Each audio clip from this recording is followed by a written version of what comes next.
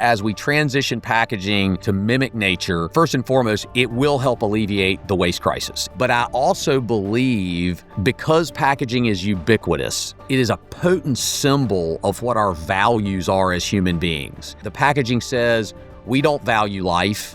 We don't value nature. We're a throwaway society. But as we shift to more sustainable packaging, it's also a shift in saying we value life and acknowledging how important the natural world is for abundance, for happiness, for all the things that humans desire. So this transition is spiritual in nature and can be seen through that lens.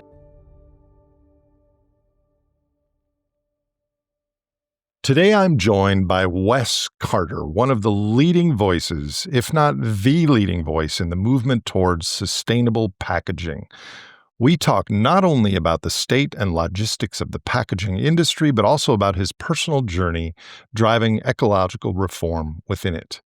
Wes Carter is the third-generation leader of Atlantic Packaging, which is the largest privately held and most technical packaging company in North America, supporting major consumer product packaging needs across virtually every manufacturing vertical. Today, as president of Atlantic Packaging, Wes is the driving force behind the company's sustainability initiatives and its commitment to making real and lasting change. He is also the founder of a New Earth Project, which is a strategic collaboration between outdoor enthusiasts and global packaging suppliers. Their mission is to rid the world's oceans, lakes, and rivers of plastic pollution. In this episode, Wes and I explore the inescapable role of packaging in modern life and what it takes to make that reality less destructive to our planet. While Wes and I don't agree on everything, and I rarely do agree with any guest completely, we meet at a critical shared belief that human systems must ultimately prioritize and be in service to life. Wes has brought that principle into the heart of an industry that touches nearly everything we consume. Please welcome Wes Carter. Wes Carter, welcome to the show. Thank you for having me. It's a pleasure to be here. It's good to see you again. I am excited for this conversation. Why? Because I have no idea where it's going to go. There are some topics I want to cover. Specifically, you are the third generation president of Atlantic Packaging, which is the largest privately held packaging company in North America. And you and Atlantic are leading the integration of the packaging industry with the idea of stewardship for the natural world. So let's just start there. Can you say a bit about why there is increasing public awareness and urgency the way that our society packages goods? Sure. Yeah. I mean, as you said, we're an 80-year-old privately held packaging company, and we support the packaging needs of the largest consumer products companies and retail brands in the world, in pretty much every industry vertical. We service the food industry, the beverage industry, the building products industry, the e-commerce industry. So it's companies like Procter & Gamble, Coca-Cola, Pepsi, Amazon, Williams-Sonoma. I mean, BMW, Volvo. Like it's such a wide swath of companies. BMW has a packaging? Yeah, you think about all the components that go into their cars. Like, most of the automotive plants are assembly plants. And then they have tier 1 and tier 2 suppliers that typically are in the same geography that are making windshield wipers or brake assemblies or drivetrains. And those things are being shipped into an assembly plant. So oftentimes, a lot of our customers will be the tier 1 and tier 2 suppliers that are shipping these components into the assembly plants. If I interrupt every question I ask you, we're going to be here for 6 hours, knowing you and I. So please continue on the increased issue of plastics and packaging. Yeah, and I mean, I'll start out by saying, today sustainability is a part of my DNA. I mean, it is the thing that drives me more than any other single thing, is to be an organization that is supporting what I call a sustainable revolution in the supply chain. But that is not where I started. When I first started my career almost 25 years ago now, sustainability wasn't even on my radar. I was just a young kid out of college who was joining his family's company and learning how to sell packaging.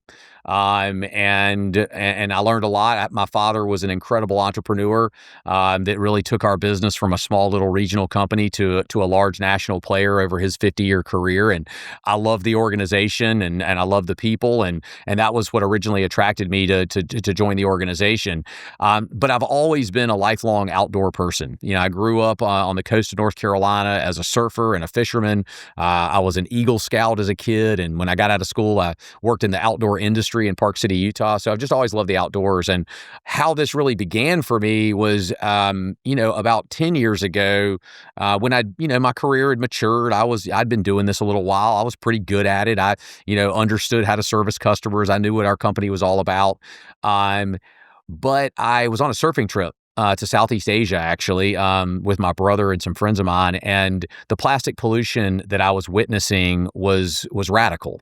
And I was in arguably the most beautiful place on the planet I'd ever been, a surfer's paradise, the Mentawai Islands. And I'm looking around in the lineup and there's plastic everywhere, and most of it is packaging. And there was just this moment where I was like, man, this is all coming from the supply chain that we're a part of. Like, a lot of the pollution that I'm witnessing isn't all packaging that we sell, but this is a function of the supply chain not functioning properly. Like this is a direct evidence of an illness. That's kind of how I saw it. And so when I got home from that trip, I like to say it wasn't a strike of lightning. It wasn't like that in that moment everything changed, but it really began a dialogue for me, an internal dialogue about like, what is my career really going to be about? And ultimately, what is my life really going to be about? And we already had an organization that was highly technical. My dad had really led our organization to be a highly sophisticated packaging company that was focused on packaging efficiency. That was our value proposition since the mid-90s, is helping company drive out cost and reduce damage through innovation. Sophisticated products, sophisticated packaging equipment, marrying those two things together. So we already had this sort of use less model that was our primary value proposition. It's how we cut our teeth at places like Coca-Cola. But what we weren't doing, and really I didn't see anybody in our industry doing much, was really paying attention to what happened to these products after we sold them. It was sort of like, once we sold a product, it's no longer our responsibility. It's somebody else's responsibility.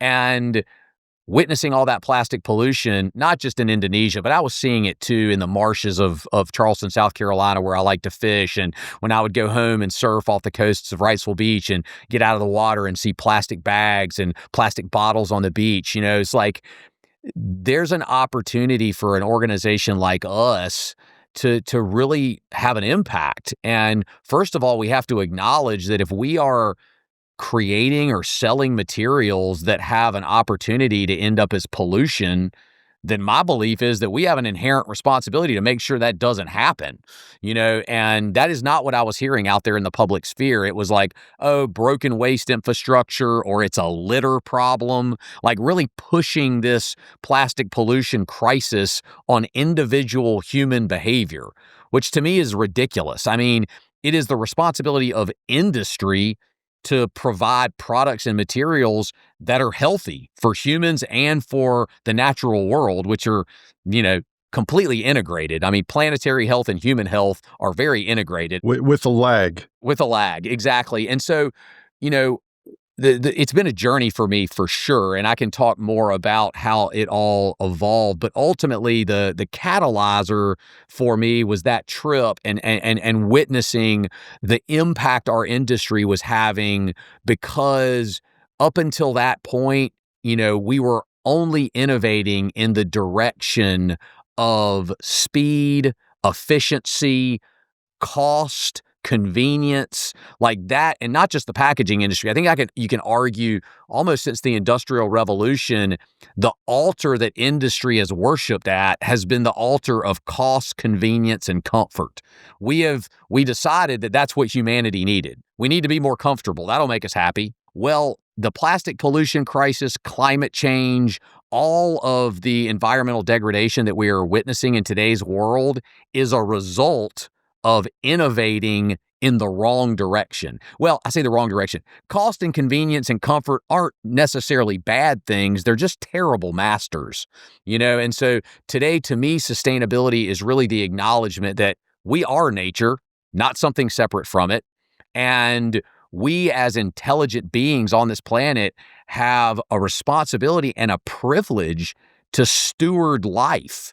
Like, life is sacred. And so if we acknowledge that undeniable fact, then a sustainable revolution in packaging is just a pivot to begin to innovate products in the direction of life, in the direction of health. And I believe, that is what we are trying to do at Atlantic and with the New Earth Project, is acknowledging a fundamental truth of reality that life is sacred and that the natural world is integral. The health of the natural world is integral to our own health. And we need to create products that harmonize with the natural world, that mimic nature, not are antagonistic to it. So I have a ton of questions. I'm gonna skip right ahead because this is what is on my mind at the moment after hearing what you just said. What percent roughly of a product, like a bottle of Coca-Cola, a plastic bottle of Coca-Cola, is the packaging? Oh, what percentage is the packaging to the total product itself? To the total cost of the product. It's so variable. I mean, Right. but ultimately, I think the thing to understand is all of this plastic packaging, we'll use single-use plastic packaging. Ultimately, the reason it's ubiquitous is because it's so cheap. There is no cheaper way to deliver a product to an individual consumer in most cases. And so if all we care about is convenience and cheap, that's what you get. And I don't believe that all plastics are bad. What I believe is that myopically saying plastic in every application is preferable because it's the least expensive is super problematic. Well, here was where I was going with that question. If we tripled the cost of packaging to enable some biodegradable things made from bamboo or coconut shells or whatever technology there would be, does that technology exist today to make what we're currently using plastics for, that would be healthier for the environment? And the only the hurdle is cost to the bottom line of either the consumers or the corporations that use it. Yes. I mean, there's multiple factors that we have to acknowledge. Certainly, one thing I remind people of is plastics. There have been hundreds of billions of dollars over the last 40 or 50 years invested in the development of plastics. And so in a lot of these nature-based feedstocks outside of paper products, there's been $2 invested in, Right. Over the last 2 years. I mean, this is a very new thing of trying to make plastics from hemp or from seaweed or from mycelium. And so they have no scale. You just said to make plastics from hemp. Did you mean packaging or did you mean plastics? Both. Yeah, I mean, there's opportunities to make a lot of materials from things like hemp and seaweed and mycelium and lignin from fiber. I mean, and we're working on a lot of those things. So yes, cost is a big barrier, but probably before that is just functionality. So like the time it takes to innovate a new packaging material that can give you the performance that you get from plastic, is the first barrier, and then you have cost. Now, fortunately, there is a lot of legislation. EPR legislation is what you're hearing more and more about. There's about 10 states that have implemented EPR schemes. What is EPR? It stands for Extended Producer Responsibility. It basically says that the producers, which are really the brands that are delivering products to you, are responsible for the packaging and the cost of the disposal of that packaging. That's new. I mean, today in most places, all of that lands on the taxpayer. The brands aren't responsible for the disposal of the packaging that ends up as trash or recyclables at your house. EPR says, no, we're going to push those costs back on the brands themselves. And it's a fee structure. It's really a tax. And the more difficult the product is to recycle or compost, the higher the fees are typically. And so the fees are scaled based on the difficulty, the end of life, scenarios. And it does a couple of things. The funding from EPR in a perfect world funds investments in recycling infrastructure and more sophisticated recycling and expanding composting as an example. But it also levels the playing field. It takes these really cheap plastic products and adds a tax to them so that the alternative nature-based materials have a fighting chance of getting into the marketplace. So EPR philosophically, I really agree with. In practice, it's a bear to implement when you're talking about the entire materials economy. So break it down for the viewers. There's a distinction between industrial packaging and direct to consumer packaging, right? And Correct. then there's also there's the United States and there's Europe, but then there's Asia. And you were just talking about when you were surfing. To my knowledge, I was in India and my friend just got back from Vietnam. They just burn their plastic. There's not even any recycling. So how does what's happening in North America differ from other places in the world with respect to the industrial and direct to consumer packaging? Traditionally at Atlantic, for most of my career, and certainly for most of my father's career, we primarily sold B2B packaging, or what I call logistical packaging. We're selling packaging to big companies that are shipping to other big companies, and it's, full pallet loads or what we call unit loads of product. That was the primary packaging. It's things like stretch film and shrink bundling film and corner boards and corrugated boxes, like everything that would go into a unit load.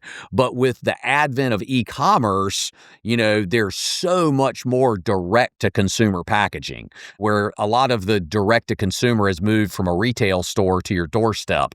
And so the amount of packaging going to people's homes today is far greater than it's ever been in human history.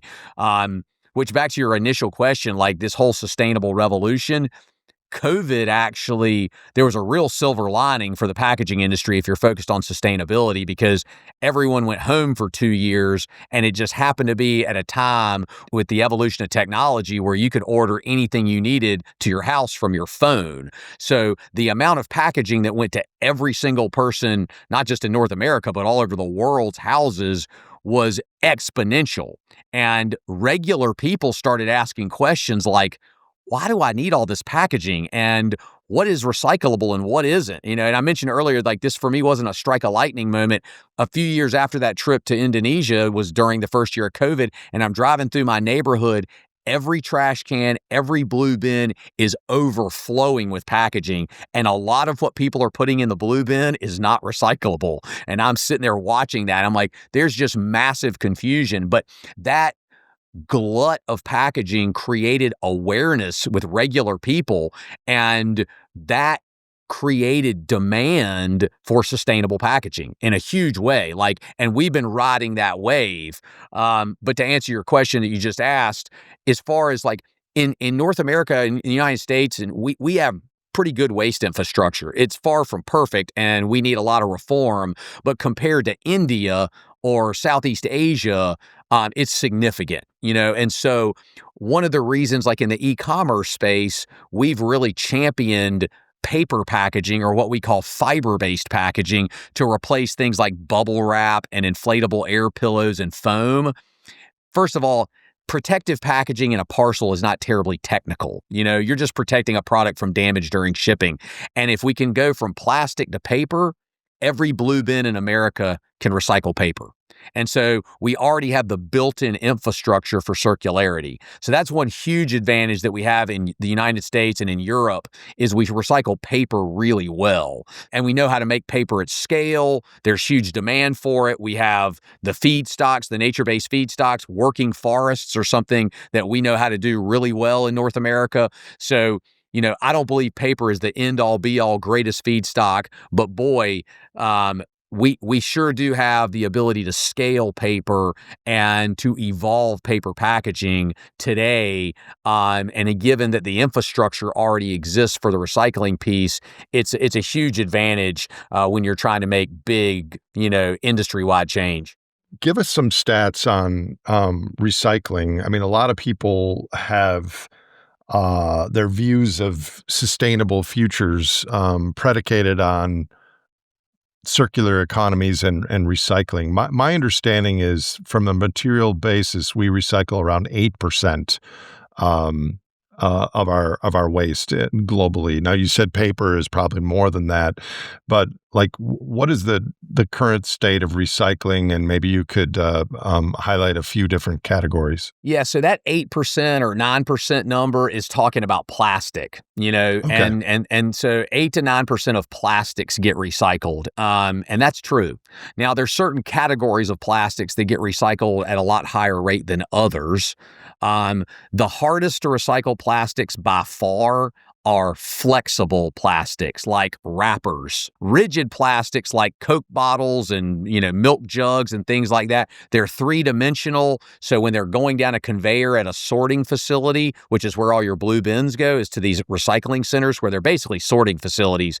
The three-dimensional rigid stuff is actually pretty easy to sort, and so it has a higher recycling rate. The flexible stuff is really hard to sort because it lays flat on the conveyor. It falls between the screens. It's hard for the visions systems that are identifying the packaging to pick it up. And then a lot of that flexible packaging is also protecting food. And so because it's protecting food, it has lots of barrier properties built into the structures to add shelf life. Well, it adds shelf life, but it makes it really hard to recycle, even if you can sort it, because it's got a lot of different polymers in it. And so more polymers means very difficult to recycle. So, the idea that we're going to recycle our way out of the plastics crisis is crazy. We're never going to do it. Now, recycling is important and we need it, and we need highly technically advanced recycling, and that exists. I mean, robotics, high-speed conveyors, vision, artificial intelligence. I've got friends in the recycling business that are building $100 million recycling centers that look like, you're walking into NASA. I mean, and that's what we need, because the more efficiently we can sort, the lower the costs are and the cleaner the waste is, because what you need for recycling is clean waste streams, which means you need clean sorting. So that's plastic. Now, paper, much higher recycling rate, depends on what reports you look at, but my sense is it's right around 60%. 62, 65. There's some people that say it's higher than that, but I think 60 is a pretty good number. And so compared to plastics, wow, it's a lot higher. And honestly, that's without a lot of effort. One of the reasons that we recycle paper really well is because there is a demand for the recyclable paper. Like paper mills that make paper want that paper back to put it back into recycled sheets. So there is a financial incentive for paper companies to get that back. And that's why a lot of people don't realize this. Most of the recycling centers in the United States are owned by paper companies. So your blue bin goes to a recycling center that is likely owned by a paper company because they're mainly interested in the paper, the fiber. Now, they'll sell the aluminum cans and they'll sell the milk jugs and things like that on the open market. But that waste infrastructure is far from perfect. But compared to a lot of other areas of the globe, we do have more robust waste infrastructure, and that helps. Isn't recycling just putting a Band-Aid on a larger overconsumptive problem? I mean, your entire industry, packaging, is downstream from the decision to grow and have more throughput and more consumption and more things. So to be sustainable, you really mean more sustainable than we are today. So you're just kind of assuming that the rest of society carries on the way we do, and you want to make the packaging component the most regenerative, most biodegradable, most sustainable, most recycled, better for in service of life as possible, given that umbrella overview. Is that a fair statement? There's fairness in that statement, but I think there is a greater narrative. I mean, a society that is obsessed with overconsumption is a spiritual issue. That is a spiritual crisis. And I'll get a little esoteric, but what that tells me is that there's a place inside of us that we are trying to feed that we continue to consume. Like we don't feel like we have what we need, and we're always looking for more, more, more. If I have more, I'll do better. I'll feel better. I'll be better. And for anybody that's been walking the spiritual path, you figure out pretty quickly that is not where fulfillment comes from overconsumption. But it is the world that we live in today. So I mean, it's really twofold. I believe as we transition packaging to more biomimicry, to mimic nature, first and foremost, it will help alleviate the waste crisis. It will. And the timeline for doing that is relatively quickly if we have a concerted effort. I mean, if you've noticed, even since COVID over the last few years, a lot less plastic is showing up at your house from companies like Amazon. More and more paper packaging is showing up because they are responding to consumer demand for more sustainable materials. But I also believe as a culture, because packaging is ubiquitous and it touches everyone every day, it is a potent symbol of what our values are as human beings. And our values today are, the packaging says, we don't value life. We don't value nature. We're a throwaway society. Like that's what our packaging says today in many cases. But as we shift to more sustainable packaging, I think there's an argument that it's also a shift in consciousness, that it is a shift in saying we value life. Life is what's fundamental, and we're making conscious decisions to make shifts to the materials that we use, acknowledging how important the natural world is and how critical it is for abundance, for happiness, for all the things that humans desire. So I do believe that this transition is spiritual in nature and can be seen through that lens. It's certainly the lens that I see it through. And as a human being, you see it that way, which is why we're friends and why I asked you on the show. But as the president of a packaging company that responds to the Amazons and Coca-Colas of the world, their boards of directors and their shareholders optimize for profits, and profits right now are based on incorrect, in my opinion, and you'd probably agree, prices, which, like you said, promote convenience and cost and efficiency. So wearing your CEO hat, are you actually trying to impact this larger conversation, or is it all just about the best inputs to make things more biomimicry and more sustainable in the material side? No. The packaging development, the sustainability piece is a catalyzer. To me, it's like the first step, in a much larger conversation about what it ultimately means to be a human. And what, industry is the most visible representation of human evolution. Like human evolution is visible. I think the word innovation and evolution can almost be interchangeable, and so like I said before, this shift in something as simple and as common as packaging can be the beginning of a much greater discussion about what should our industry serve ultimately. And it's easy to point fingers at industry, but ultimately industry has been responding to what the public has asked for. Yeah. The public has now people say, "Oh, the public didn't ask for plastic pollution." Of course not. But they did ask for convenience. They did ask for low cost, and industry responded to that. And so ultimately, we need people, everybody, to say we value life, and we want healthy products, and we don't want plastic in our waterways, and we don't want toxic chemicals in our environments. Like that is the big shift. And then I think we have a much greater conversation about the new earth industry, this new world that we want to build, what will it be in service to? And are you trying to accelerate and advocate for that story as president of your organization? Absolutely. It is the thing that drives me more than any other single thing because I believe it's achievable. I truly believe it's achievable because we're doing it. Our company is doing it. We have integrated these principles and this philosophy around the sacredness of life and the overwhelmingly obvious fact that abundance in life comes from health. And we as an organization have a responsibility to integrate that fundamental truth in everything that we do. And so when I talk about health as a fundamental principle of Atlantic, we have the most comprehensive health and wellness program ever devised by a company. We spend millions of dollars on the health and wellness program for our employees. We also think about health when we think about our supplier partnerships. We don't change partners every single year. We build long-term, strategic, healthy partnerships that are win-win. Our suppliers are all dear friends of mine.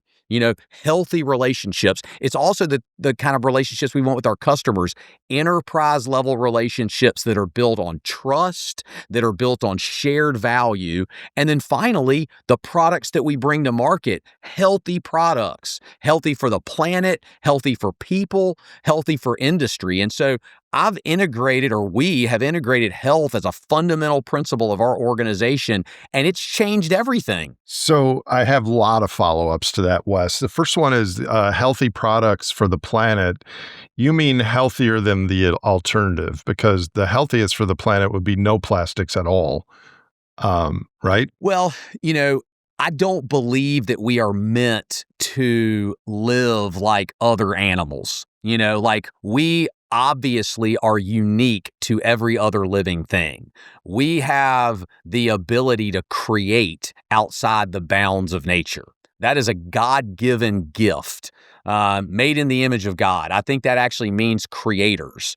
And so, I think that and when we're creating new things, whether it's music or a painting or new packaging, there's nothing more exhilarating. I think most people would say they feel the most alive when they're creating.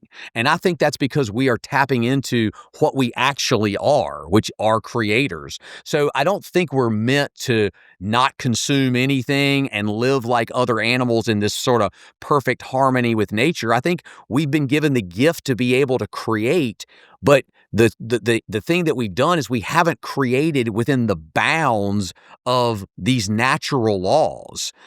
We have to create within the laws that say life is sacred and there is divinity in nature, and there's consciousness in all of these things. And once we integrate those understandings into how we innovate, we can innovate all kinds of cool things and still have trade and engagement with organizations and industry.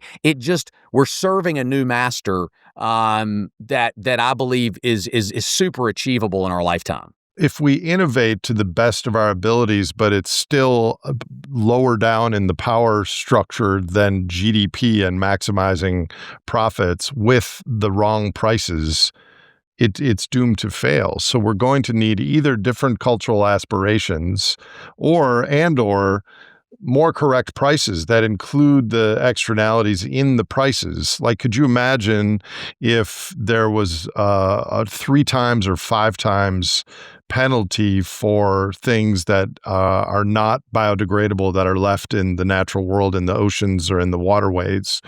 Your company would have huge demand instantly because people would want solutions. But right now, we're not willing as a culture to pay those extra costs. I mean, have you looked at data at all? Is there data, or what's your speculation that if people truly knew the plastic crisis, and the fact that the technosphere outweighs all living things on Earth, and that plastic will soon outweigh fish in the oceans, and it already outweighs all the living animals on Earth, on land.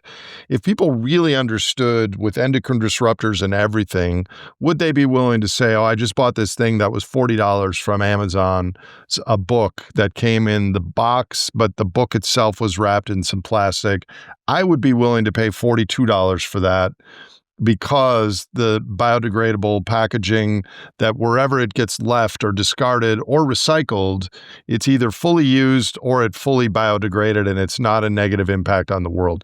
Do you think our population would choose such a thing, or could they choose such a thing in the future? I absolutely do, because I think it's important to remember that the reason that plastics are cheap is because there's been billions and billions of dollars invested in optimizing the supply chain for plastics. The reason they're cheap is they're a byproduct of a barrel of crude oil and natural gas, which we're not using for transportation. They have to use it for something. Well, and they've also been incredibly subsidized too. So again, I do think that regulation and government have a role to play here. And like I mentioned earlier, EPR, like we have to have an on-ramp for these new materials. And, we can't have a situation where every new material has a huge premium. And I actually believe it's the responsibility of industry as well to help scale these things. So as an example, we launched a venture firm, New Earth Ventures, about a year ago, because we saw that a lot of the new exciting materials, nature-based feedstock materials that were being developed were not coming from a lot of the traditional packaging supply chain. They were coming from small technology companies with young people that were really fired up about bringing this new technology to market. And they needed an organization like Atlantic to really help them scale their technology. And we have the ability to due diligence this stuff almost just by looking at it because we understand the industry so well. So we are embracing technologies that we know can scale. And so, like, as an example, we're working with one company that is creating plastics from seaweed. And I told them initially, I was like, when you guys perfect a pellet that will run through a traditional plastic extruder, call me. Because before that, you don't have anything. Because if you can't run it through all this existing infrastructure, it'll never scale. Well, about 9 months ago, I got a call from the CEO. Hey, we've done it. She sent me pictures, and I'm like, okay, you guys are running through existing extruders. Now your material is scalable. Now let's look at all the other areas where there's costs that we can drive out. And we've had a lot of success in bringing some of these materials, whether it's seaweed film. We worked with a company out of California to create a cold chain shipping cooler where the foam is backyard compostable and made from shrimp shells and food waste. When we first brought it to market, it won a bunch of awards. It won Time Magazine's Sustainable Innovation of the Year in 2023, but it was at a huge price premium. But we worked for 2 years to optimize the manufacturing process, and about 90 days ago got it to price parity with EPS coolers, with traditional foam coolers, and we've picked up 100 new customers over the last 4 months. So like, these things can scale. It just takes time and energy and effort and investment, And so the good news is we have demand. People all over the world are saying, we want sustainable materials. We want to buy products that don't pollute the planet. So it's the responsibility of industry, with the help of governments, to create on-ramps so that consumers don't have to pay huge premiums. I don't think that that's the right argument, that in order to create a transition, everyone's going to have to pay a lot more. We are proving that that's not true. So, this is a transpartisan podcast because I think the problems of overshoot and non-sustainability and climate change and everything is across the aisle. We're all part of it, but climate change is not favored with our current administration, as you're aware. But is the plastic crisis, is our current government paying attention to the issues you're raising here? They absolutely are, and one of the reasons I think that the plastic pollution, the waste crisis, is something that we can all really rally behind is there is no pro-pollution constituency. There's no one out there going, let's put more plastic in the ocean. Well, I mean, you could argue that fossil companies and the chemical companies, DuPont, et cetera, are saying that, at least implicitly, no? No, well, the reality is those companies, the plastic pollution crisis is the worst thing for them. I mean, if the petrochemical industry could snap their fingers and there not be a plastic pollution crisis, you damn right they would do it in a heartbeat, because it is not good optics for them. Yeah. Now there's a lot of discussions over who's responsible for the crisis, and there you get into some debate. But nobody is in favor of the crisis. There's a lot of Right. competing perspectives on how to solve it. One area where the waste crisis is gaining a lot of traction with the current administration is within the MAHA movement, because the chronic health epidemic and the waste crisis are super interrelated. One of the mandates in the MAHA order is about toxicity.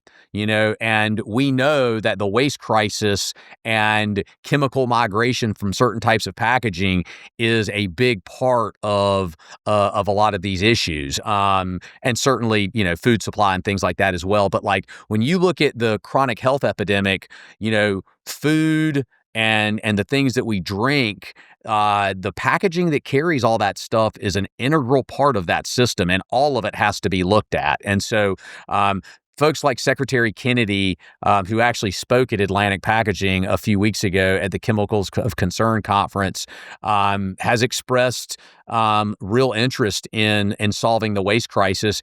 And we are talking to Democrats. We are talking to Republicans and independents, and I get overwhelming agreement that this is something that we can all get together on. This can be a real bipartisan win. The other place it can be a big win is between countries that may not like each other a lot, because believe it or not, China doesn't like the plastic pollution crisis either. So it could be an issue that the United States and China, the United States and India, the United States and the European Union, we could all come together on the plastic pollution crisis and try to save it. And I don't think you would have a lot of dissent, at least in the fact that we need to solve this problem. Well, I've had, I think you're aware, I've had Jeremy Grantham on twice, and I've had maybe 10 episodes on plastic and endocrine disrupting chemicals. And it does seem to be a bipartisan, nonpartisan issue. And especially with endocrine disrupting chemicals and the fact that we have some amount of microplastics in our brains and in our guts, it seems to be a huge current issue. So let me ask you this. You're seem to be an optimistic fellow, Wes. I am. I am. I'm very bullish on all of this. I really think we can solve this problem, and I think as we do it, it will bring great joy to humanity. So paint me a picture 20 years from now, if everything goes, the stars are aligned, and assuming some of the other risk trajectories in our current meta crisis, assume those away for the moment. What is the plastics and packaging industry look like in 20 years in a wildly successful trajectory according to your vision? So I think you would see and I think this is the place we'll get to first, with e-commerce, direct to your house shipments. All of the packaging would be super optimized, where we would have, and some of this technology is already available, where you actually don't have a tremendous amount of packaging in a lot of these boxes, because all of the parcels are being made on demand, like they're right sizing for the product itself to minimize the level of packaging. That would be one thing, using technology to minimize the amount of packaging. And then the packaging that is used would all be from nature-based feedstocks, ethically sourced, like sustainable forests, and would all be 100% recyclable. That's for your parcel shipments, non-food. Then what I think is arguably an even bigger thing to celebrate if we can get there would be food packaging would all be compostable. Because the reality is recycling food packaging is always going to be difficult, because especially when you talk about things like raw protein, chicken, pork, beef, all that stuff is contaminated because it's got bacteria on it when you're packaging raw protein. You've also got produce, fruits, vegetables that have similar, maybe not quite as aggressive, but similar issues as well. And so you've got hard to recycle, flexible packaging that has covered in microbes that are not healthy for humans. So what I see is, if all of that packaging over time is home compostable, then when you unwrap your raw chicken and throw it on the grill, the film, the tray, everything just goes into your compost. And a lot of people I know have, home composting units now. I've got a mill. It looks like a trash can, and it dries out and dehydrates all of our food scraps. And then we take it and dump it into our compost pile outside and use it for our garden. I think that'll become a lot more commonplace. And the tech is on the horizon for that to happen. Like you buy chicken and the tray and all that stuff, you just throw it in the compost? Absolutely. The trays in particular right now, there are a half a dozen companies that are making trays made from starch, like potato starch, that are fully compostable. The film's a little more difficult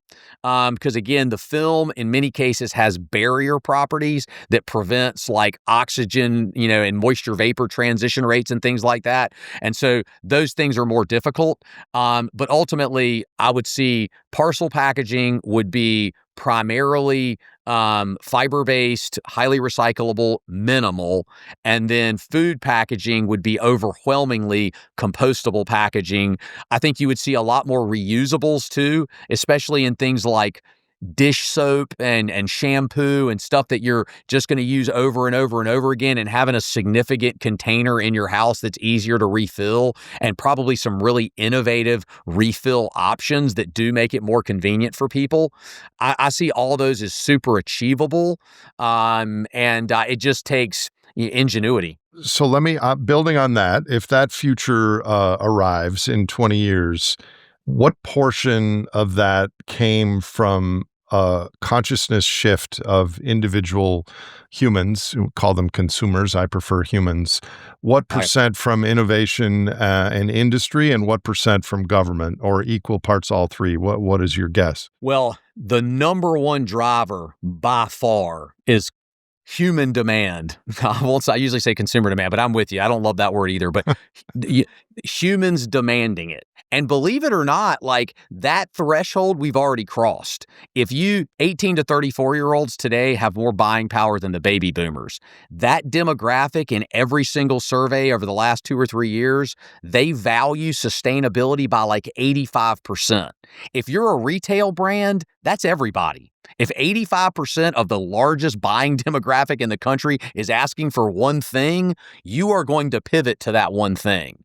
And so that's why I like doing podcasts like this. That's why we have a huge social media presence. That's why we're engaging with athletes and musicians. We are working to get the most influential people with the largest audiences in our culture to say, we want sustainability. Nature-based materials are awesome. They're fun. They're exciting. It's an acknowledgement of the beauty of this planet and how lucky we are to be here living on this beautiful earth. Like, we need people out there preaching this, because when, we have advocates, people like Kelly Slater and Travis Rice, when folks like that are out there saying this is important, they've got a huge audience, and that audience listens and goes, yeah, it is important. And then they start shopping with brands that are integrating these materials as a part of their brand. And that's what we say today. Packaging today is a brand attribute. As a brand, your customers are judging you ethically on how you are packaging your products. And the e-commerce space in particular, but really across the supply chain, companies are recognizing that. And so the demand leads to innovation in the right direction. And then we need government to step in and say, this is a great phenomenon. We see it. And they need to talk to folks like me and others. What do you as industry need to accelerate this? And I'll give you one good example, and then I'll take a breath. Like, for a big company that wants to transition away from plastic packaging to a fiber-based alternative, in most cases, that requires all new capital packaging equipment. I'll use an example. If you're a beverage company and you're using a six-pack ring, that plastic six-pack ring that's been choking turtles since I was a kid, okay, we have a fiber-based alternative that's fully curbside recyclable. If it ends up in the ocean, it breaks down because it's just made of paper. The problem isn't the cost of the material. It's a little bit more expensive. A six-pack ring is a half a penny. Our Fishbone beverage carrier is 4 or 5 cents. Most of the beverage companies can get over that cost. They can pass some of it on. What they can't get over is we've got a 20 facilities across the country, bottling facilities, and we have to buy all new packaging equipment, and that's $100 million investment. But the government, the federal government, could say, we're going to create a 30% tax credit for any packaging equipment, new packaging equipment to run sustainable materials. If they did that, there would be tremendous investment by industry in making the switch because industry wants to do it. The barrier is often the capital equipment. What did you say the 4 or 5 cent equivalent was made out of? Fish something? Fish bone, yeah. So, but if we hypothetically were to get rid of all the plastics and the super polluting things, does there then become a scaling limit on the alternatives like potato starch and fish bones? Yeah, I mean, potentially. I mean, we certainly have to consider that. That's why, like, actually yesterday I was with the Forestry Service talking about sustainably managed forests, and we did some social media interviews that I'm going to share with our customers and suppliers because our industry needs to better understand the forestry industry, and working forests are critical for this new economy that we're trying to create. Again, I mentioned seaweed earlier. One of the reasons I really love seaweed as a feedstock is it does not take up arid land. So we don't have to grow it. Well, we do have to grow it, but we grow it in the ocean. It grows 8 times faster than trees. It doesn't require pesticides. Everywhere it grows, it is enhancing the marine environment. And everywhere you have a sustainable seaweed farm is a de facto marine protected area because you can't fish there. So it's kind of this incredible feedstock that enhances marine environments, grows really fast, doesn't require pesticides, and there's hundreds of species of seaweed. So what if we spent billions of dollars over the next 10 years really investing in how we can create feedstocks from seaweed? We got a lot of ocean. There's a lot of places to grow seaweed. We got a lot of coastline. So those are the kind of questions that we have to be asking ourselves. And it's why I don't like a lot of feedstocks that are made from things like corn. I don't think corn is a good feedstock for plastics, because it requires arid land. Most of it's genetically modified, covered in pesticides. It's not the right way to go. So let me briefly turn to what might be considered packaging public enemy number 1, which is single-use plastic. Correct. I would agree with that. Why is single-use plastic still so difficult to recycle effectively? And is there any realistic path forward to somewhat closing the loop on that category? Yes and no. I mean, there are a lot of single-use plastic packaging items that just need to go away. They're not necessary. That we've got great alternatives and they're just not necessary. There's a lot of single-use plastic items though that are pretty ubiquitous, and there's not a lot of great alternatives, and the alternatives are super expensive. And, like I mentioned before, like 3-dimensional rigid plastics are pretty easy to recycle if you have the right technology. Interestingly enough, there are 10 states in the United States that have bottle bills, which is basically like a deposit return system where it's like the old days. Like you pick up a can or a bottle and you get a nickel for it or a dime for it. Every state that has a bottle bill where they put a value on the bottle, the return, has the highest recycling rates in the country. If you look at the 50 states and the recycling rates, the top 10 all have bottle bills. Because you create a financial incentive for someone to pick up that litter. So I think that's a really good solution. Now, there's a lot of nuance. I mean, there's a lot of costs that go into implementing a bottle bill, and whether the beverage companies cover that cost or the retailers cover that cost or governments cover that cost, those are big debates. But I think we have systems out there for certain types of plastic that we can create better circularity. It seems that Europe is ahead of the United States on this and other plastics issues. Is that fair? Absolutely fair. They use a stick approach over there, which is like you're required to sort a lot of your recyclables at your curbside. You got a glass bin and a plastic bin and a paper bin and a food scrap bin, and if you do it wrong, they fine you. So it's a real stick approach, but it does work. And I think some of that is worth considering in this country. I mean, we're more of a "don't tread on me" culture. Yeah. And and I don't like a lot of government oversight. And we like carrots too, if they're comfortable and convenient.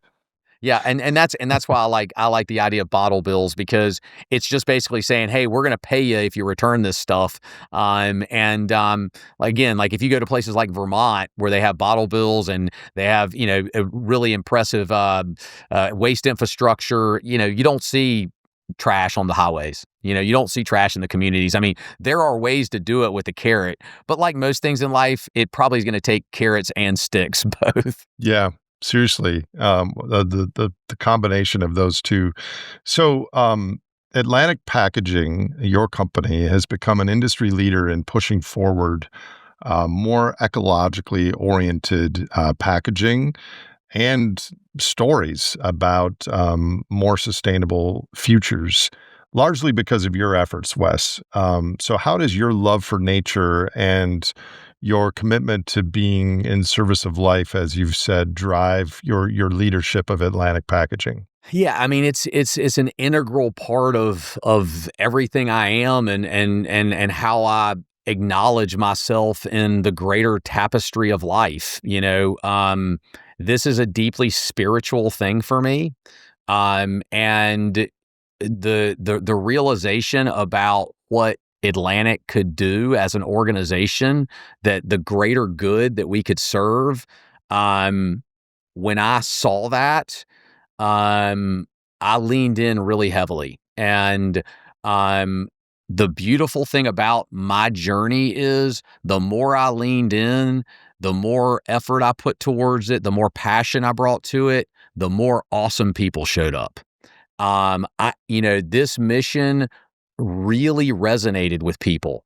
And the level of talent that I have around me today is beyond anything I could have ever fathomed. I also work with tons of people that I adore. I absolutely adore. I mean, they bring their A game every single day, and it's so much fun because we know that we're making an impact on the world, and we talk a lot about legacy. I mean, if you could define one thing that all humans all over the planet since the beginning of time have in common, I would make an argument is that all people love their children. That is not cultural. Every culture since the beginning of time loves their children. And this is what this is about. This is about the love of our children and the world we are leaving them. And when you frame it like that, to me, why wouldn't everybody jump on board? We should care intimately about the world that we are leaving our children and our children's children and well beyond that. And to me, what I see is we are at an inflection point in our world. We are going through a global awakening around the divinity that exists within nature, about the sacredness of life and our role in the tapestry of life. And we have a real opportunity to wake up right now and begin to innovate in that direction. And I actually think we can create this more beautiful world that my author friend Charles Eisenstein says all the time, the more beautiful world that our hearts know is possible. It's not going to be delivered to us. We need to create that world. And we're designed to create. That's what we are, is creators. We just have to have a North Star. And to me, healthy life is that North Star. And it is in service to future generations yet unborn. So this is something I thought about actually the first time when you and I talked a few months back. Between us and a regenerative culture and a better future than the default is what I refer to as the economic superorganism, which is a global culture optimizing for profits, tethered to energy and ecosystem impact, where corporations and governments are riding shotgun on the economic superorganism. You run a private company. Atlantic Packaging is privately held rather than public, meaning that you don't have the financial responsibilities to shareholders in the conventional way that an IBM or Walmart or Home Depot might. So, how does this give you an advantage and more flexibility when trying out new packaging innovations and systems that are better for humanity and the planet, and the millions of dollars you spent on the health and well-being of your employees, et cetera? There's no doubt that being privately held gives me a level of flexibility that is hugely advantageous, especially in the early parts of this, because I had to make a lot of decisions that did not make sense on paper. However, it is a fundamental truth of business that the companies that innovate the best typically do the best. And we have a culture of being highly innovative. And I know a lot of publicly traded companies that have huge R&D budgets because they understand that, like, if we're the company that brings the best products to market that meet the needs and demands of customers, we will succeed. And I mean, you can look at the electric car, as a really good example. Like, electric cars today, I drive one.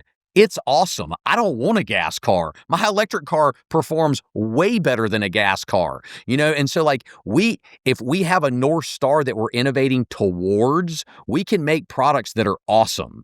And that's not just privately held companies, that's any company. But certainly as a privately held company, it gave us a lot of advantages and continues to, and it allows us to be more long-term thinkers. But the other piece of this is the game has changed a lot because of social media and media in general.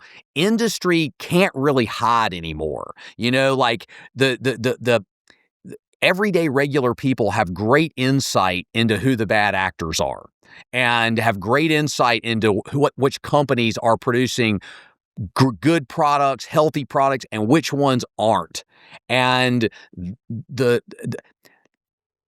media revolution, social media, gives industry an accountability factor that is at a level it's never had before. And it's still pretty new, but that is changing things a lot. I mean, people know that there's going to be a TikTok video by some kid that's got 1 million followers talking down about their product because it showed up wrapped in single-use plastic. That is a big differentiator because the industries are going to serve consumer demand. So what you're saying is, even though there's not a physical externality price on some of these products imposed, there is a de facto indirect social externality imposed. Huge. And that is growing exponentially. And it's, by the way, and it's not political either. Especially if you look at people under 40, doesn't matter what state they live in. It doesn't matter if they're Republicans or Democrats. Young people really, because they grew up with this mess. And I employ a lot of young people. I employ a lot of people under the ages of 40, and they're all over the political spectrum. But boy, they harmonize around this. And we can't do it without that.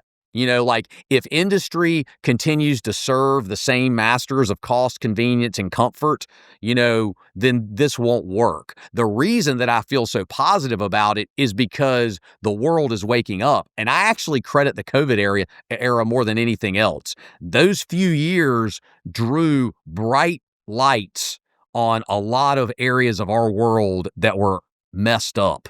And I think that's what you're seeing right now is the aftermath of everybody going, wow, look under the covers. We got it. We got a mess here. And so, again, we're pivoting in a direction, and we're innovating in that direction.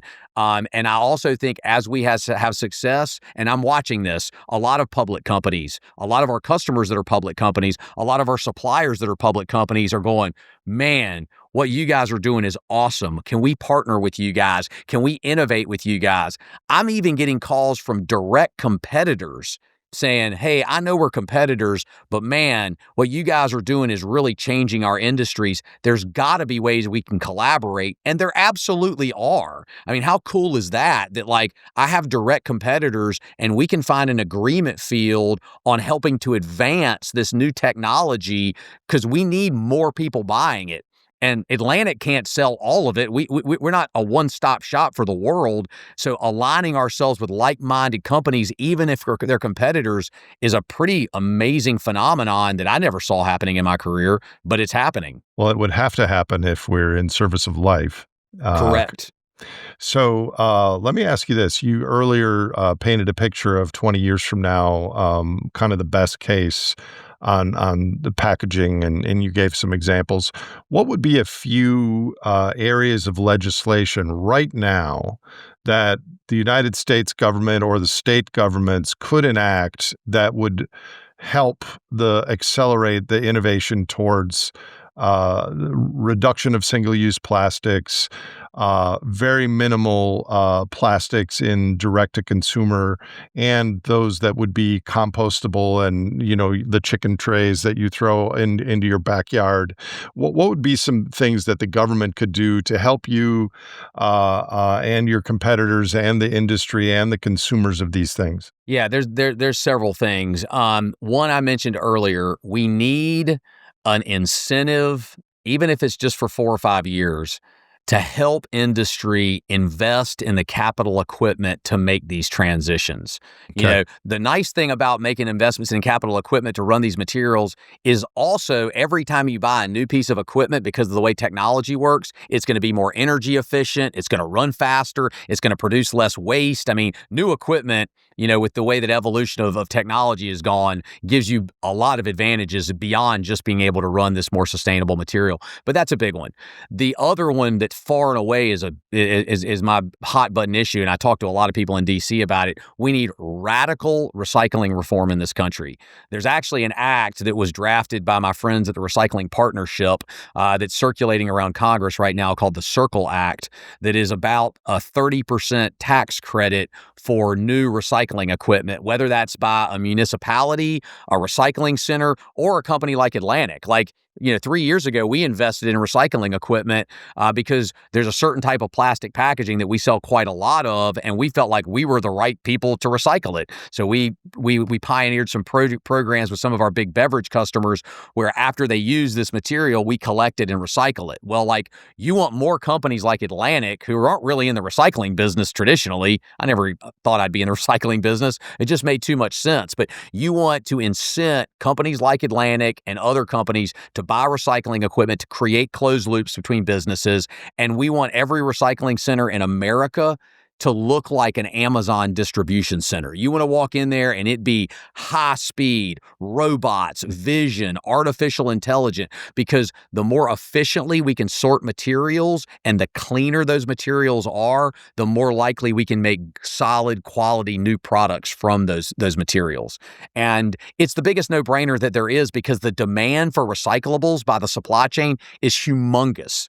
We've got $30 billion that we're burying in the ground every year that would be amazing feedstocks that companies absolutely want. We just have this broken, discombobulated, no standards, recycling system that needs a total overhaul. So that's one. And then the other piece is we need to expand industrial composting and make that as ubiquitous as curbside recycling. Where I live in Charleston, we actually have an industrial composting site right here in the county. And the interesting thing is private industry has just grown up around that. So we have a company here locally, Compost Now. You put your scraps in it, and every Monday they pick up the black bin. And, it's a pay service. But private industry creates jobs. It's great. But that's just because we have industrial composting here. And all that is land. It's not big equipment. You need a tractor and, 10 acres of land. I mean, so that's something that we could really scale too. Those are a few things. I also think these alternative material companies that are bringing products to market from like seaweed and mycelium and hemp, those people need a lot of help. They probably should pay no taxes. So I have a lot of more questions on plastics, energy, sustainable supply chains, et cetera. But in our personal conversations in the past, you've told me about your own personal and spiritual journey that led you to this place. And I hope you don't mind sharing that a little bit publicly. So I'll just ask you, how did your personal healing and spiritual journey transform how you lead in this business at Atlantic? It was fundamental.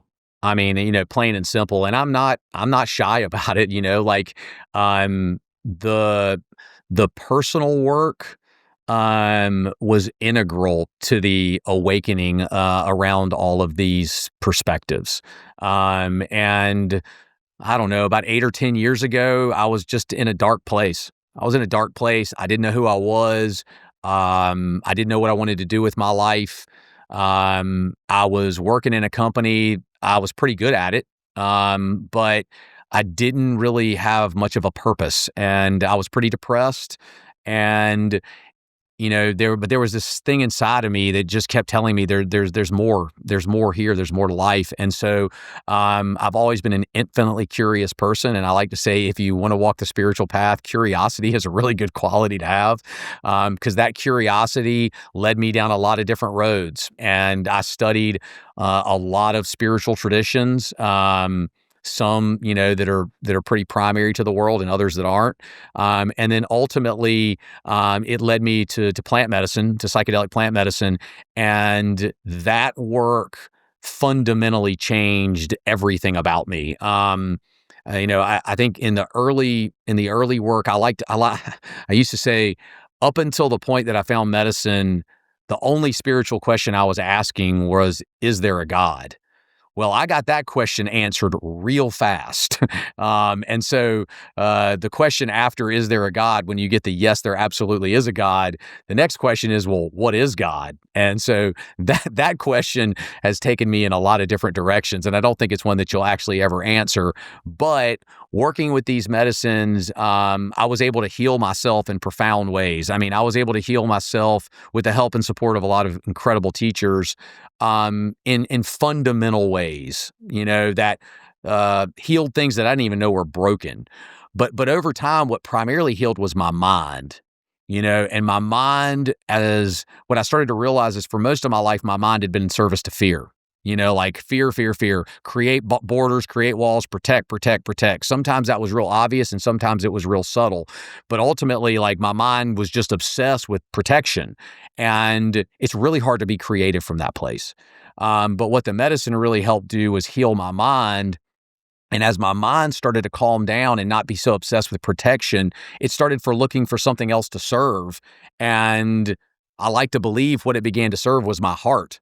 And I began to understand that human beings are a part of a beautiful cosmic story. And we're this incredible spiritual beings having this human experience. And I started to awaken to the divinity that was all around me. I just started seeing how conscious these plants were and how intelligent they were. And not just the psychedelic plants, I just started seeing how radically intelligent nature was. It's perfect. You want to talk about circularity, closed loops? Nature is perfect. And the math that exists in nature is so radical and so elegant. I think Einstein even said at the end of his life that he had no doubt that God exists because the math that governs the universe is way too elegant, and those were the things I was witnessing. And so then, as the personal healing really began to take root, I started to understand that this business that I was in, this work that I was doing, there was a way for me to integrate this healing, not only inside of me, but in an outward way. Like, I could reflect this healing in the work that I was doing, and in a real tangible way.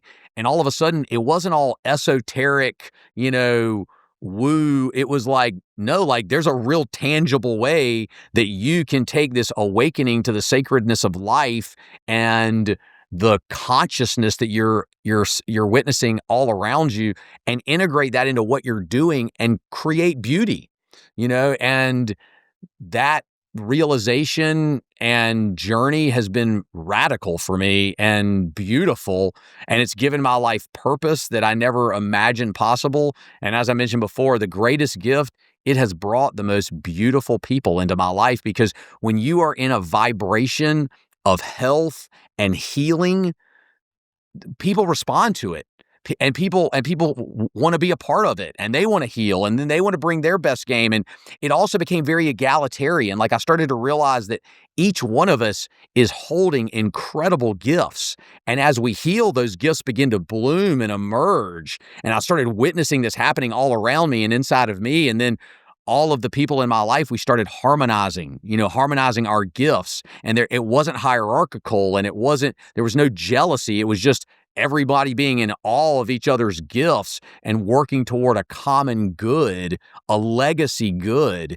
And it's created a level of joy in my life that's hard to put into words. So you are a president of a major company, and it's unlikely to hear this story from those sorts of people, and maybe that makes you the best sort of spokesperson for that sort of a healing journey. So what would you like to share with people who are generally skeptical of these approaches of healing, psychedelics, plant medicine, et cetera? I don't know that there's anything that I can say that can change anybody's mind necessarily. All I can tell you is that this work changed my life in profound ways. And every perspective that comes out of me and everything that I do in the world that is positive and good is a direct derivative of this.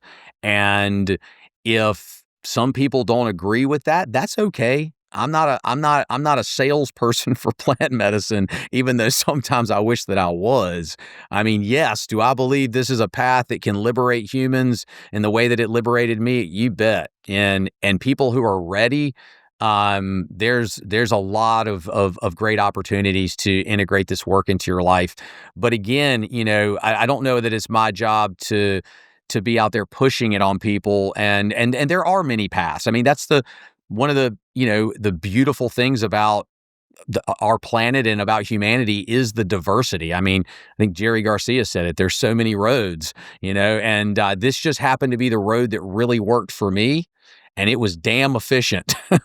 And if I might ask, are you talking mushrooms or ayahuasca, or what are you talking about? I've worked with many, many, many different medicines. But the medicine that really changed my life was iboga, which is a tree. It's the root bark of a tree that grows in West Africa. You hear a lot today on the news about ibogaine, which is actually a derivative of iboga. It's one of the alkaloids that come from that plant. But I work with the actual plant itself, which has a lot more than just that one alkaloid. But as you're seeing, I mean, the world's waking up to the miraculous, nature of these plants. And I don't believe that God put any plant on this planet that's bad. They're not bad plants. These are allies that are our birthright. And I get that it's scary. It was scary for me a lot for a long time. But a lot of the spiritual path is about integrating fear. It says it in the Bible, although I walk through the valley of the shadow of death, I will fear no evil. I mean, that's not about not being scared. It's about like, I'm going to walk through the valley of the shadow of death. I'm going to be scared, but I'm going to trust. And that's what this word taught me how to do, was trust that we are all children of God and we are protected and we are here to learn and evolve. And I believe we are in a massive learning right now. So how do you think about the relationship between personal healing and systemic change on the planet? I mean, ibogaine or iboga plant, what little I know about it has to do with healing addictions. You could argue, it wouldn't be that hard to defend, that our entire culture is addicted to comfort, convenience, status. We're an addictive culture, and social media and algorithms and 24/7 access to stimulation are not helping. But how do you see the personal healing as a microcosm for systemic change? Well, I like to say that sustainability ultimately is just an outer reflection of an inner commitment to health and well-being. Like, if we want to heal the planet, we need healthy humans. Healthy humans will innately know how to heal the planet because, as I mentioned before, one of the things that's really hard to describe to people in words until you've experienced it is deep spiritual and emotional healing has a profound impact on your inner being, like a profound impact. And as you do this healing, the things that used to bother you, the mental chatter, the obsessions, the addictive tendencies, whether it's alcohol or your cell phone, it really works to remedy those things. And when you get out of that constant obsessive mind chatter, like Bob Marley said, emancipate yourself from mental slavery. None but ourselves can None but ourselves can set us free. Like that was what he was talking about is that liberating from that mind chatter, and medicine helps a lot with that. And so as your mind calms down, all the gifts that are within you begin to emerge. And so like that's what happened for me. Like all of a sudden, like all these things that I'm super passionate about, and I'm like, oh gosh, I can integrate these passions into what I do every day. And I'm just not in my head like I used to be. And so I ultimately think, like, you talk about how we save the world, we need everybody living their dharma. Everyone has one. Every single human being on this planet has immense God-given gifts. Immense. And the thing that blocks us from those gifts is this fear-based mindset, these shackles that permeate our mind. And the reason to do spiritual and emotional healing is to break the bondage of fear and allow the essence of what you are to emerge. And it's beautiful. And then you harmonize with other people doing the same work. And that is what will save this planet. Integrated, awake human beings living their dharma, harmonizing together for the common good will save this planet. And we have to have enlightened leaders. We've got to have enlightened leaders. We've got to have people that understand this in positions of power.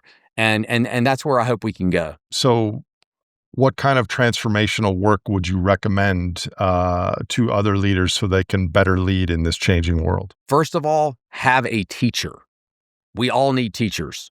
All of us. It keeps us humble, and whether that is a spiritual advisor or a life coach, a therapist, have a teacher. I've got like 12, and I've got a whole network of teachers, and they all help me understand myself. And I rely on them for their perspectives too, because if there's one thing I've realized, I do not know everything. And teachers hold us accountable. They keep us humble. That's another thing. We need humble leaders. It's very difficult to find someone who's got a consistent, dedicated practice of working with teachers who have an ego and who are arrogant. I rarely see it. I see it a lot with people who don't. And so, and the other piece is consistency. Like it's not enough just say, well, yeah, I got a therapist. I see that person every few months when I'm having a problem. Nah, man, this work has to be a part of your daily routine. It's like lifting weights. You want to get strong? Can't lift once a month. You got to lift 2 or 3 days a week. It's the same thing with this. This is about mental and emotional strength. You have to prioritize it. I prioritize it. It's a huge part of my life because all of the good in my life is a derivative of that consistency. So that's one of them. And then you need to have at least one spiritual tradition that you go deep on. And it doesn't matter what that is. It can be plant medicine. It can be Christianity. It can be Buddhism. It can be Judaism. It can be the Red Road Path, like any of these, but you need to go deep on one. And then all these other ones you can sprinkle in. For me, I went deep on the Iboga tradition, but boy, I practice Buddhist meditation.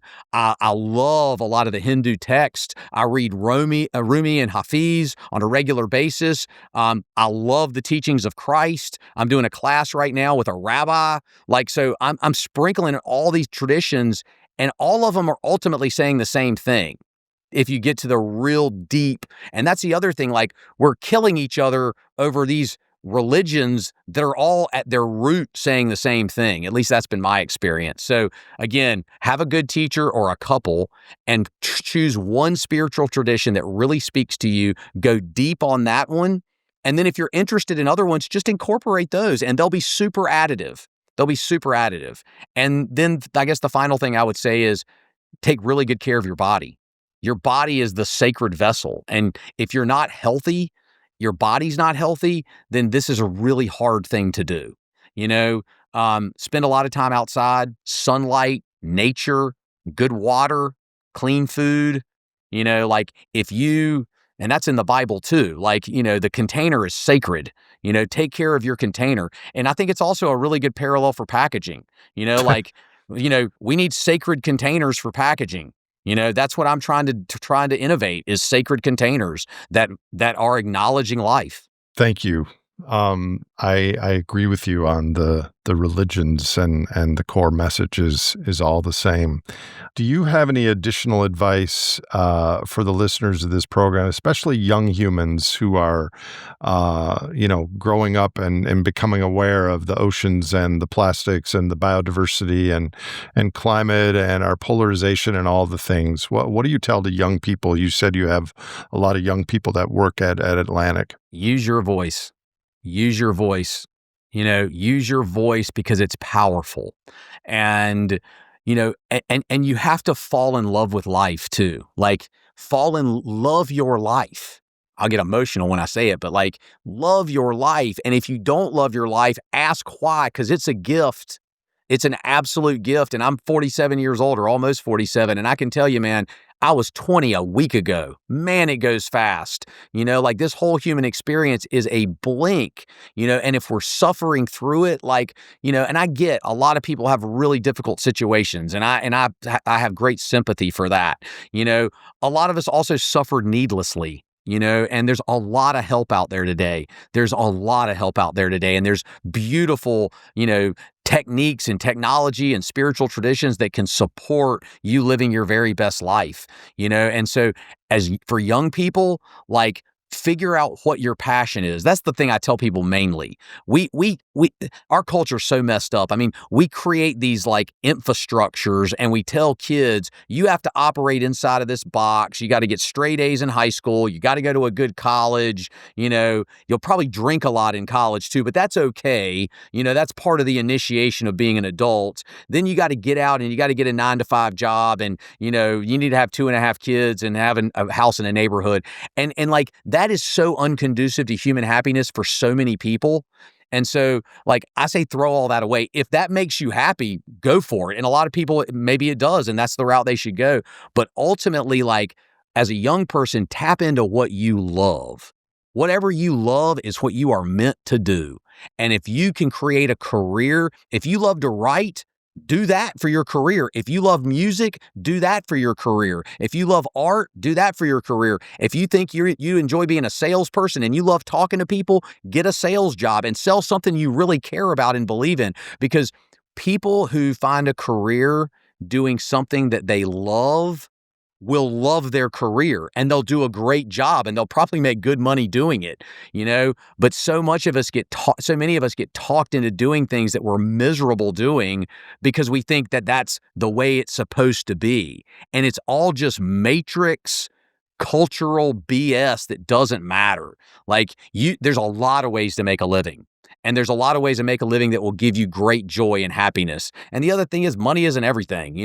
There's a lot more to life, but I don't know. I don't have any great secrets other than follow your passion, use your voice, and be healthy. Those would be my 3. What do you, I ask these questions of all my guests, Wes. What do you care most about in the world? Peace. Peace, man. Harmony. Peace and harmony, man. I truly believe that we can create a beautiful world. I really do. I see it happening in pockets all around me. I see it happening in communities all around me. We've got to get back down to the essence of what we actually are. And I believe what we actually are is love, And like I said earlier, one thing that harmonizes all people is love for their children. Let's start there. Let's start with love for our children. Okay, let's all agree that we love our children, and then let's build a world based on that, and we need leaders talking about this kind of stuff. We need leaders, we need spiritually enlightened leaders that are having these discussions in the public sphere. We can't be afraid to have these discussions. And yeah, I have great hope for humanity. I don't believe we're supposed to end in destruction. I believe we're supposed to wake up, create the more beautiful world, liberate ourselves, and revel in it. Revel in the work, revel in creating this more beautiful world. And for me, I see a real pathway to do it. I see a real pathway to do it. And acknowledging the sacredness of life is fundamental. So in the same way that COVID woke people up to all the packaging that they were getting, writ large, these last 10 or 20 years are a wake-up call for our species. It's a rite of passage for our entire species. Look at what we have wrought. And now people like you are rolling their sleeves up and doing their part. Yeah, I mean, what got us here was we confused happiness with comfort. Somewhere along the line, and it probably came from a world that was really uncomfortable. We just overcorrected. We overcorrected and we began to worship comfort, and we convinced ourselves that comfort is where happiness comes from, and it's not. Growth requires friction. The hardest things in my life have had the greatest gifts, and everything that I enjoy doing the most are things I've actually struggled at. Struggled at learning to play the guitar, struggled at learning to surf, struggled at learning to lift weights to get strong. But those are also the things I love the most. Like we need struggle, like that's how we grow. And so we've created this world that is not acknowledging that. And it doesn't mean everything has to be hard, but we want to have our priorities in the right place. And we want to have our innovative, creative spirit in the right place. And humans are amazing. When we work together, what we can build and create is unfathomable. We just need to serve the right master, and it's not comfort. And it may not be GDP tethered to energy, tethered to ecosystem impact, at least the way it is now. So if you could wave a magic wand, Wes, and there was no personal recourse to you or your business or reputation or anything, what is one thing you would do to improve human and planetary futures? Oh, well, that's easy. Abundant, clean energy. I mean, abundant, free, clean energy. I think that solves everything. I mean, energy is the thing that is such a struggle. Like, our world runs on energy, and we just don't have great options for abundant, clean energy. If we didn't change the incentive structure, abundant, clean energy, we would strip the earth bare like locusts. If everything was so cheap, unless we change our value systems or the incentive structure. If I had abundant, clean energy, cheap energy, I would order all kinds of things, irrespective of their plastic packaging. I mean, I wouldn't, but I think the average person would. I think when you look at all the problems in the world and, all the issues that industries created, it can really go back to a problem of energy. And I do think that a culture, we are going to evolve. We need energy. That's just fundamental. Like, we're not going to live in a world where we don't have energy. I agree. And clean energy is better than dirty energy. And that's why I'm really intrigued on a lot of these new technologies, fusion technology, things, even modular nuclear as maybe a stepping stone where you have dense, clean energy. And there's a lot of places around the world that are implementing that, and there's places in Europe that have a much cleaner, greener grid than we do. So I think some of that technology is already here. But you said one thing. I think clean energy probably has to be coupled with about 25 or 30 other things to be sure that we don't have the scenario that you articulated. But that was the first thing that popped into my mind.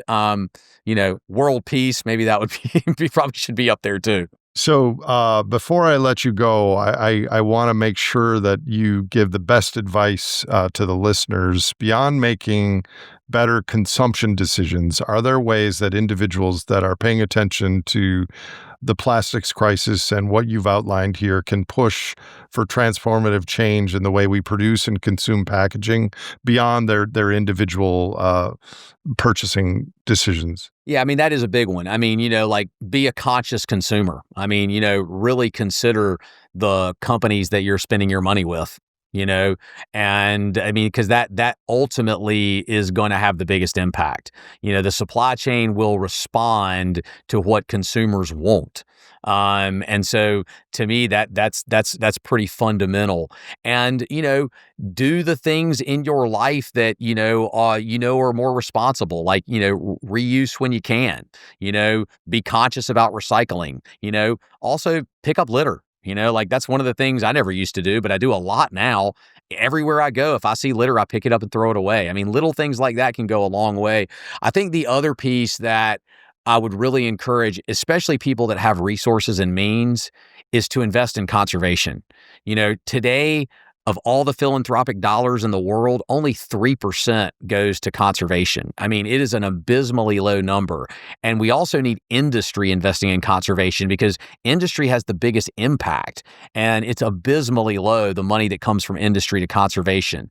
And individual people can help too. I mean, every dollar matters, but we need to be finding, conserving wild places. We need to be, creating ecosystems that are healthy for biodiversity, for plants and animals. We need to understand that like all of these are sentient beings that, like us eradicating them out of our irresponsibility and blindness is the greatest sin. And conservation is the remedy. Yeah. Thank you for that. I fully agree. If you were to come back on this show, Wes, in 9 months or a year from now, what is one topic that you are particularly passionate about that is relevant to human futures that you would be willing to take a deep dive on? Because I'm guessing we didn't cover all the topics that you're passionate about and are relevant to human futures. Well, like I said, I love the conservation conversation, and I love the conversation about industry's role in conservation. Okay. I think the other, and I'll throw up two. I do think enlightened leadership is really a topic that we need to discuss. And how do we create infrastructure in our culture to support leaders? When I was blessed with working in some groups here in Charleston with other business leaders for many years of my younger career, and that was so additive for me. Like coaching and spiritual mentorship for leaders. That is a critically important thing because we need enlightened leaders, and everyone is capable of having these spiritual awakenings. It's just not taught, it's not part of our curriculum, and it's a deeply internal work. And I think for the most part, the West just doesn't understand it. And so medicine is one avenue to awakening that pathway.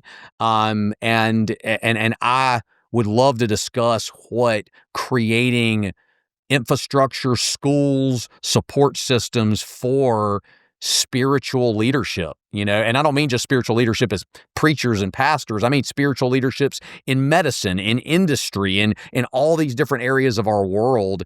I think that's fundamental. We've parsed all the important tapestry of emotions and qualities of our ancestral environment into dollars. And so I think we do seek status and respect and community. But right now in our system, we just value dollars and wealth. And I think what you're describing is we're widening that out to include other things, health and well-being and respect and skills and peace and all those things. So I do think, I agree with you, we need enlightened leadership to kind of pave the way towards a wider aspirations for our culture and our species. Yeah. And I'll say one more thing too, because I want to be sure that I articulate this. Like, profit is not a bad thing. It's just a bad master. Like, what I like to say at Atlantic, we have to be profitable. If we're not profitable, all of this goes away. I can't do any of this work if we're not profitable. But profit, we're not in the business of optimizing profit. That is not the purpose of our business. Our purpose as a business is to serve the greater good, and profit supports that purpose. And I think every business in every industry can adopt that. Hey, we need healthy profit, but that is not our purpose. Our purpose is to serve the greater good. And depending on what type of company you are, that greater good can be a very wide swath. I mean, there's lots of greater goods. For us in the packaging business, it's primarily solving this waste crisis, but there's a lot of other greater goods that need to be solved too. And if we could just get businesses to awaken to the fact that that actually will bring us a lot more profit ultimately when we're serving the greater good, and it will make us feel like really good humans, like that we're contributing to a better world instead of just the bottom line. It's a lot more fun too. Thank you for your leadership in this, and I'm really keen to see what unfolds with Atlantic and your work in the coming years. Thank you, Wes Carter, for your time and for your continued work in service of the greater good. Thanks, Nate. I really appreciate it. Enjoy talking to you. If you enjoyed or learned from this episode of The Great Simplification, please follow us on your favorite podcast platform. You can also visit thegreatsimplification.com for references and show notes from today's conversation. And to connect with fellow listeners of this podcast, check out our Discord channel. This show is hosted by me, Nate Hagans, edited by No Troublemakers Media, and produced by Misty Stinnett, Leslie Batlutz, Brady Hyen, and Lizzie Siriani.